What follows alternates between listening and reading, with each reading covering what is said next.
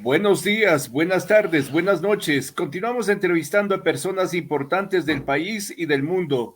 En esta ocasión vamos a conversar en vivo con el doctor Víctor Álvarez, quien es el presidente del Colegio de Médicos de Pichincha. ¿Cómo se encuentra usted, doctor? Buenos días, buenas tardes, buenas noches. Un gusto saludarle. Eh, Igual, buenos días, buenas tardes, buenas noches a toda su audiencia. Un honor y un gusto estar como representante de los médicos de Pichincha en su prestigioso programa. Doctor, ¿existe preocupación por cuanto ustedes están advirtiendo que están creciendo otra vez, aumentando los contagios en Quito, doctor? Sí, nosotros hemos advertido que en estos últimos días ha habido un incremento pequeño, no tan grande, digamos, entre leve a moderado, pero la situación que vemos más compleja es el aumento del relajamiento de la población, además de una disminución de la velocidad de la aplicación de la vacuna a nivel nacional. Entonces, nosotros creemos que es el momento de no atemorizar a la población, pero sí ser claros y manifestarles que la pandemia no se ha terminado, que el virus en realidad no está al 100% controlado, que el virus se mantiene todavía comunitario, el virus pandémico y todas sus variantes que las tenemos en el país.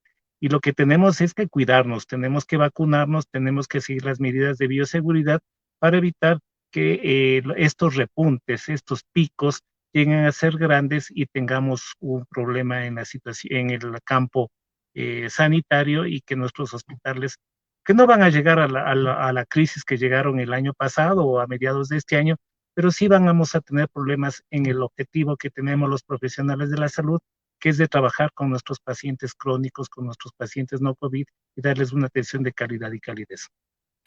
Doctor, ¿existe tal vez el peligro de que los contagios aumenten por el relajamiento que se dio con el último feriado de finados?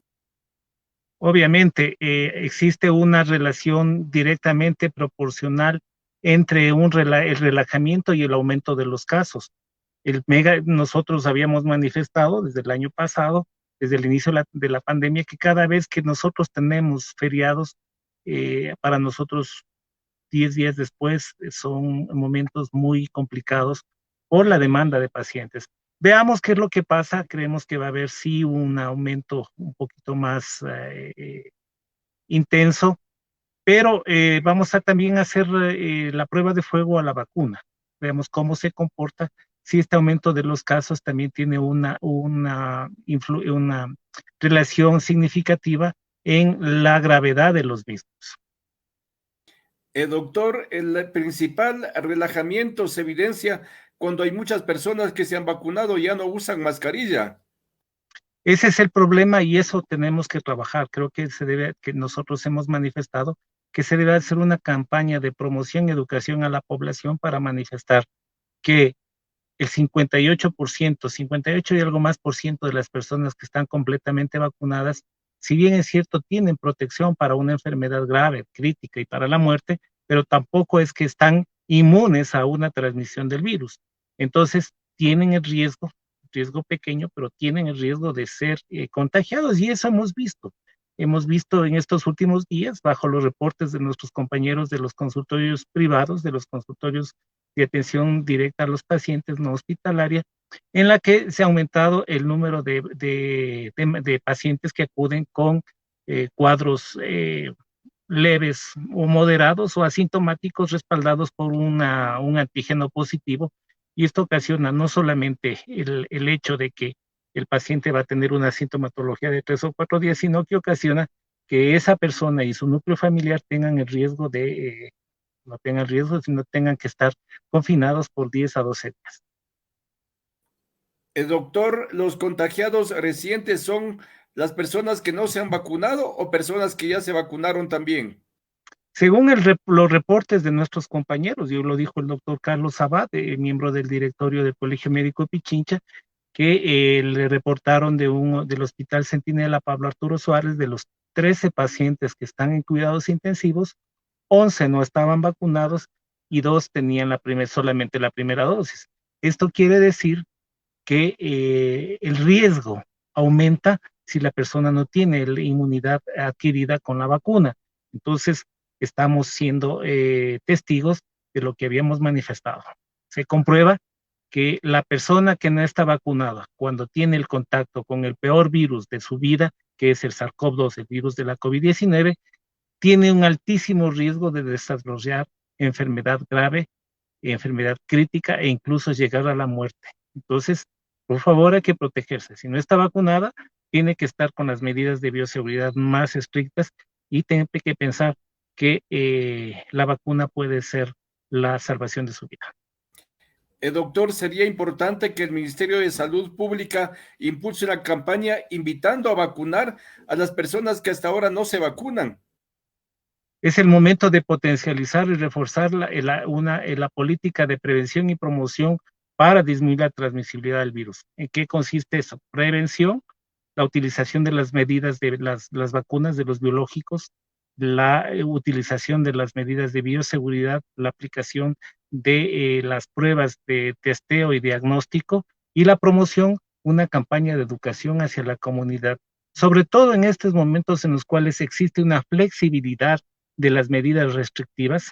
Por ejemplo, hemos escuchado en esta semana que el COE ha manifestado y el Ministerio de Educación Pública que es importante hacer un proceso rápido de un retorno ya no progresivo, sino rápido e incluso obligatorio a las actividades docentes de todos los niños y adolescentes.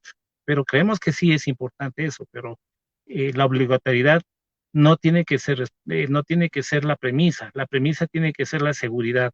Entonces hagamos un retorno al 100%, pero de una manera escalonada, de una manera en fases en las cuales exista sobre todo un proceso que garantice la seguridad de nuestros niños, de nuestros adolescentes y de nuestros docentes.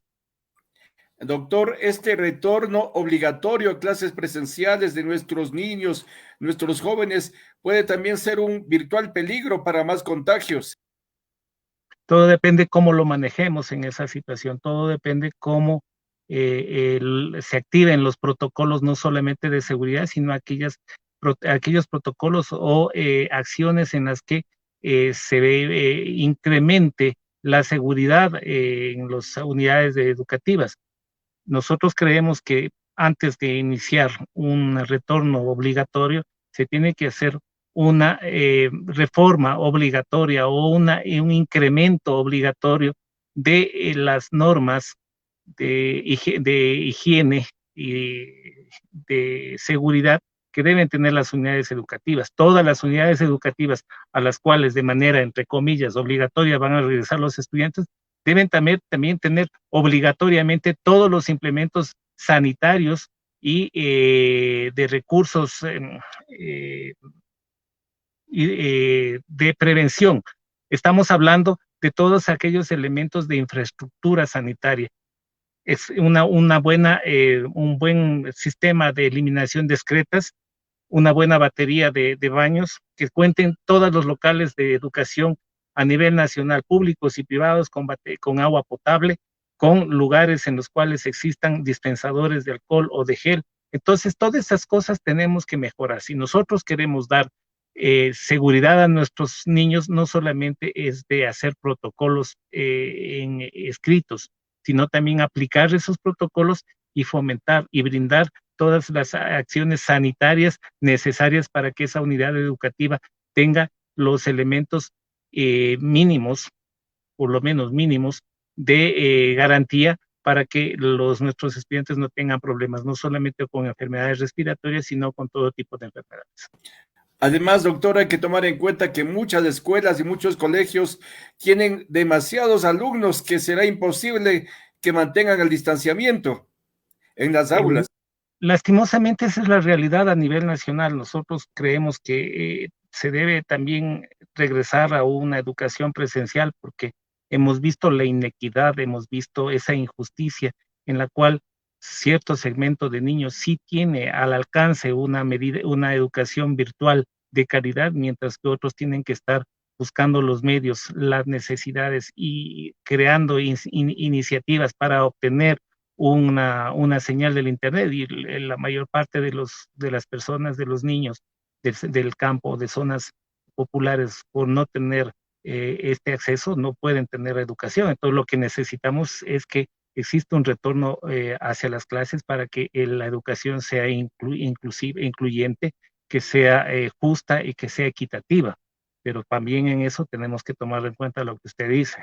No es lo mismo un sistema privado donde el número de estudiantes no sobrepasa de los 30 que un número de estudiantes en unas unidades de docentes, tanto de escolares como de nivel medio, en las que las aulas están ocupadas por 60, 70 niños, son aulas pequeñas que no cuentan con la ventilación adecuada. Entonces, todo esto se tiene que hacer.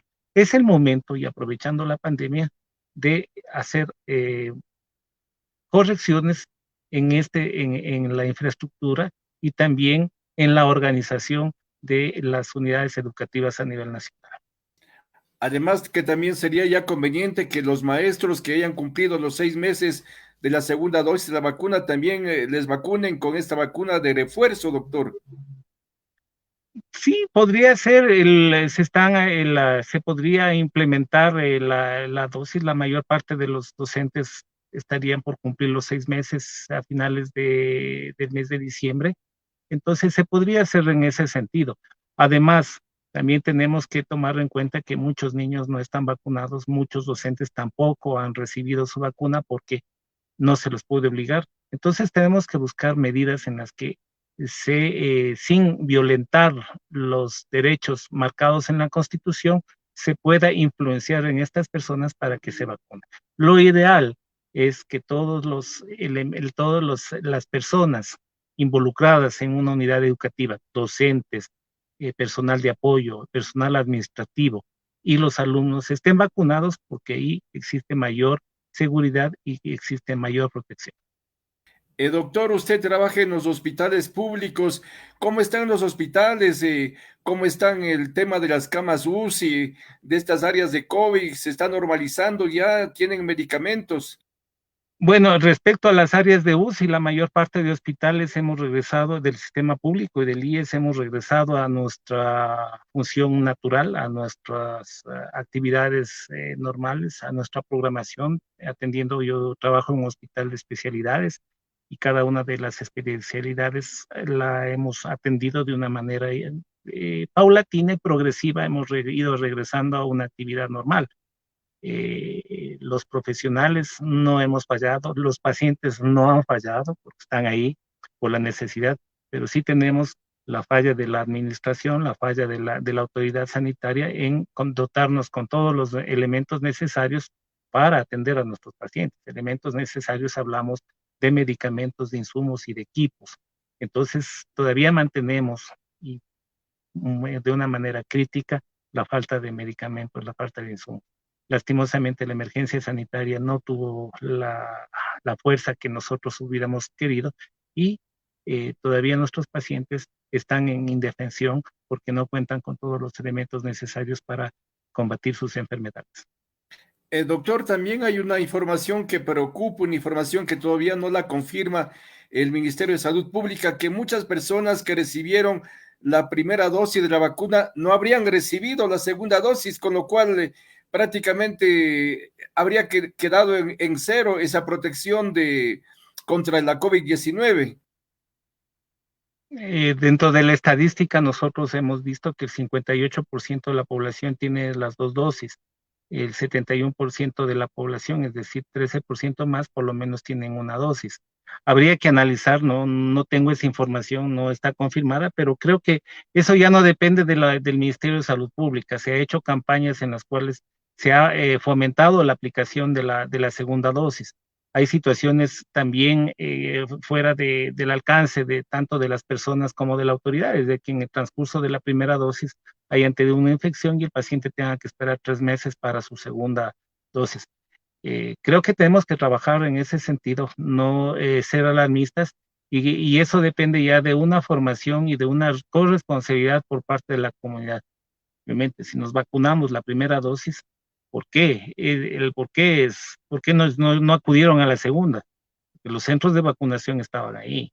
nuestros compañeros estuvieron vacunando y se sigue vacunando hasta este momento. Entonces, hay que ver cuáles son las variables y cuáles son las justificaciones para que lo que usted dice, que no está confirmado que un gran número de personas no ha estado con la segunda dosis, habría que confirmar. Lo que sí le puedo decir es que alrededor de 12 millones de personas están vacunadas, por lo menos han tenido la inoculación de la primera dosis.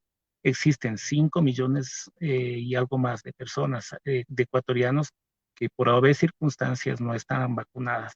De estos 5 millones, obviamente, la mayoría van a ser candidatos a vacunación, pero hay algún número, un porcentaje pequeño en los cuales no se puede vacunar por situaciones de comorbilidades o situaciones de enfermedades o reacciones que tenga. Entonces hay que mantener en ese sentido y creo que es el momento que la autoridad sanitaria haga una campaña de concientización de los beneficios de las vacunas, el beneficio de estar vacunado y que todas aquellas personas que por haber circunstancias no se han vacunado recapaciten y acudan a vacunarse. Es el momento en el cual nosotros tenemos que ser responsables, disciplinados y solidarios. Vacunarse es como salvar la vida, doctor, prácticamente. Eso se está demostrando, ¿no? Vacunarse es protegerse. Vacunarse creo que es en esta tormenta de la COVID, tener un salvavidas y tener la seguridad de que ese salvavidas nos va a impedir que nosotros nos sumerjamos en esa tormenta, que nos ahoguemos en esa tormenta y podamos ver al final de esa tormenta la luz, que es la esperanza de que algún momento podamos llegar a una nueva normalidad, a un proceso en el cual tengamos ya al virus como un virus endémico, como un virus que se encuentra en el país, pero que no afecte a un gran número de personas. Doctor, como usted decía, el virus no se ha ido, el virus sigue activo y con sus variantes. Por lo tanto, hace algunos días la ministra de Salud, Jimena Garzón, anunció de que se va a aplicar la tercera dosis a todas las personas que lo requieran. Tendremos que llegar a vacunarnos, es el refuerzo, doctor, casi todos los ecuatorianos. Bueno, de acuerdo a la evidencia científica, los pocos trabajos que están saliendo a la luz, hay una gran probabilidad que a nivel mundial en el año 2022 se tenga la necesidad de aplicar una dosis de refuerzo. Lo que todavía no se sabe es si es que de aquí a futuro tendremos que tener la aplicación de dosis anuales o dosis semestrales de protección. Este es un proceso, ahora se ha empezado con estos 3 grupos de riesgo, que somos los profesionales de la salud, las personas de tercera edad y todos aquellos pacientes mayores de 18 años que tienen enfermedades inmunológicas. Posteriormente, de acuerdo a cómo vaya la evidencia científica, se realizarán los protocolos necesarios para realizar esta campaña de inoculación de la tercera o dosis de refuerzo al resto de la población. Pero para llegar a esto también tenemos que por lo menos vacunarnos más del 75, más del 85%.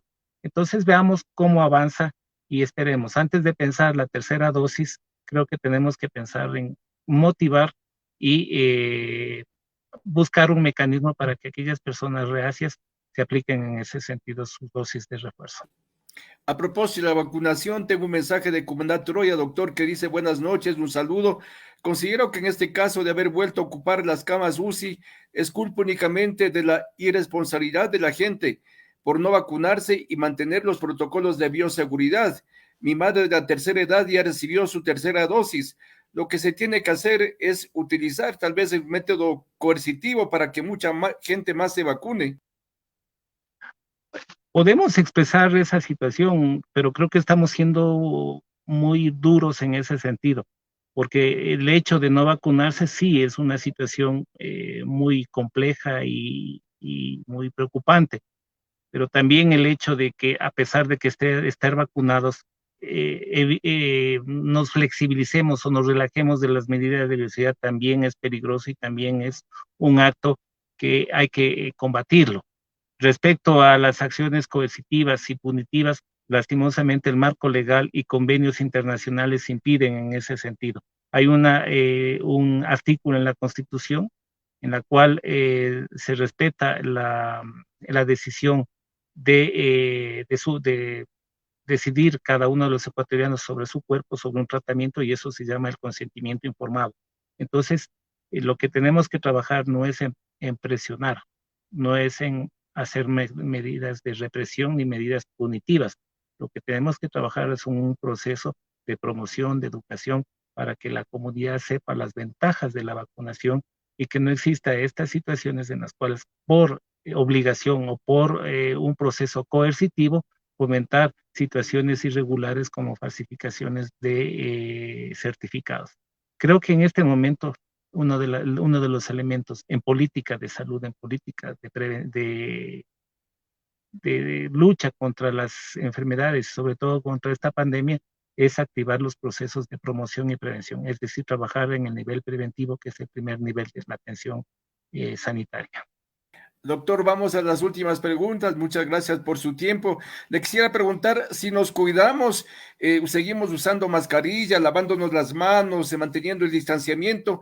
¿Podremos tener una Navidad casi normal o parecida a la que tuvimos el 2019? A ver, hasta que no exista una evidencia científica, todavía debemos mantener las medidas de bioseguridad. Mantenemos nuestra posición de que las fiestas de Navidad, como las habíamos dicho el año pasado, estas fiestas en las cuales debe existir amor, paz, solidaridad, en la cual nosotros celebremos el natalicio, la natividad de Niño Dios, lo que tenemos que hacer es lo que Él nos dijo, ser solidarios, amarnos los unos a los otros. ¿Y cómo podemos hacer en tiempos de pandemia? Pues siendo responsables y disciplinados. El hecho de festejar se lo puede hacer de varias maneras, no solamente con las situaciones de farra, de festejo, sino también con situaciones en las cuales, por seguridad y precautelar la salud de nuestros familiares, podemos hacerlo de una manera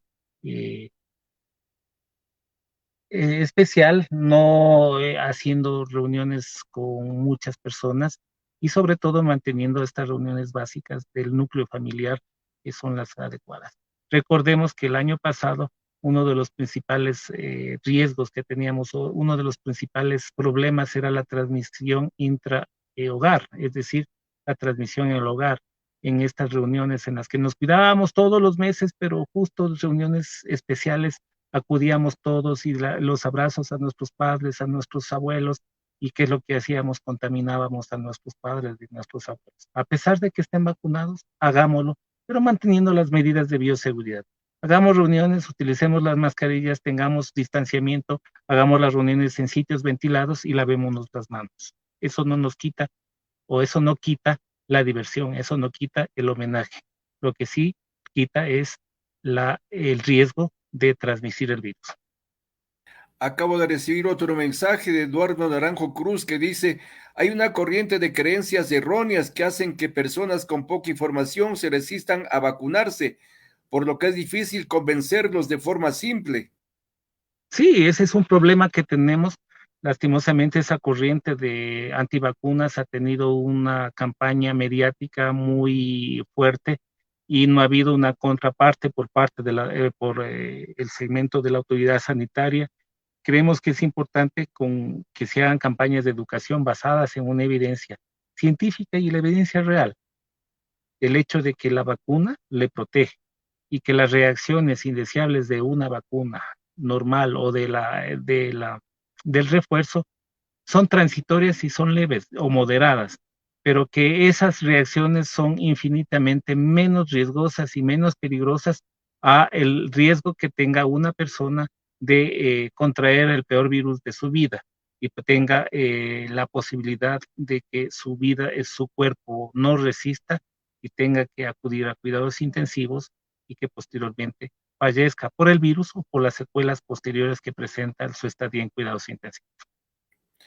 Doctor, para finalizar la entrevista, por favor, un mensaje suyo a todos los ecuatorianos y también a los extranjeros que verán esta entrevista, para que todos nos sigamos cuidándonos y sigamos activos en esta lucha contra la COVID-19.